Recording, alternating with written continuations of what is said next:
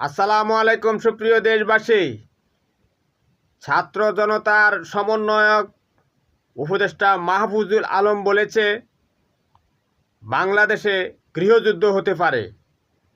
সেটা কোনো রকমে ঠেকানো গেছে, তবে পরবর্তীতে যে কোনো ফর্মে এই গৃহযুদ্ধ লেগে যেতে পারে।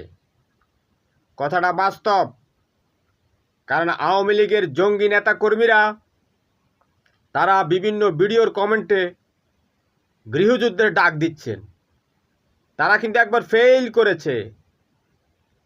তারা কিন্তু হেলিকপ্টার, পুলিশ লীগ, জঙ্গি লীগ, উলেমা লীগ, হাসিনা লীগ, ভারত লীগ, হাগুস্তান লীগ সবগুলো দিয়ে অস্ত্রশস্ত্র নিয়ে কিন্তু বাংলাদেশের মানুষের উপর গৃহযুদ্ধ চাপিয়ে দিয়েছিল।